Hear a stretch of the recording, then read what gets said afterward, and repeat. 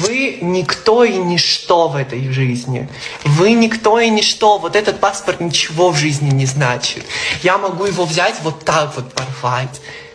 Вот так вот порвать. Он в жизни ничего не стоит, ребятки. На этих кадрах 17-летняя Эмма Бжала выжигает свой абхазский паспорт. Я взяла его, подожгла этот паспорт и плюнула на него.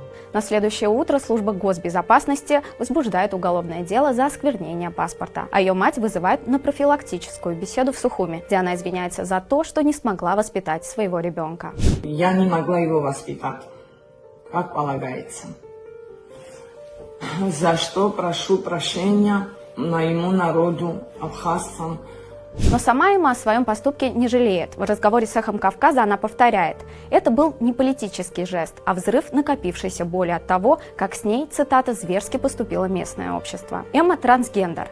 Она родилась мальчиком, выросла в глубоко консервативной среде, но не скрывала свою идентичность. Отрастила волосы, начала гормональную терапию. За это на родине не раз подвергалась насилию. Об одном таком эпизоде она поделилась с нами в интервью. Кто ты? Я Саят Георгиевич. Дальше. Ты девочка или мальчик? Мальчик. Тащили вот так вот за куртку, я вот пыталась, орала, они меня вот так тащат, вот так начинают бить, меня ногами издубасили. То есть у меня все тело болело при этом. Было дико боль, у меня дикие, я дышать не могла. Потом сделали, что они хотели. Я не буду это озвучивать, пожалуй. Но и так понятно, что уже не сделали. Они потом мне отрезали волосы.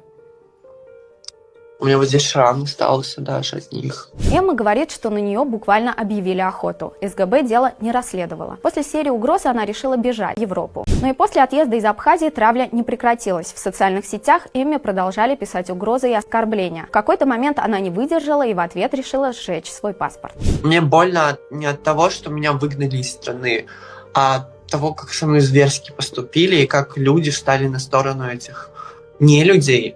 Когда на беззащитного ребенка, я ребенок, я не взрослая, и постоянно пишут: она страшная, надо было ее убить, жаль, что ее отпустили, жаль, что ее не убили. И причем каждый раз вот так не зверски относятся. Ну, мне говорят, типа, почему ты сорвала паспорт, а потому что они вот такую дичь со мной творили. В разговоре с «Эхом Кавказа» Эмма признает, что позже размышляла, стоит ли извиняться за свой поступок. Иногда сомневалась, но в итоге решила, что не чувствует за собой вины. Я начинаю думать, и у меня такие мысли поступают: может извиниться, может не извиняться, что мне делать, я не знаю, я в тумане. Но при этом что-то внутри говорит: не стоит извиняться. Ну зачем? Ты ничего плохого не делала. Толку. Это они сами виноваты. Угрозы Эмме приходят до сих пор. Но сейчас она в безопасности и строит планы на жизнь. Полную историю Эммы и ее попытку сжечь прошлое вместе с паспортом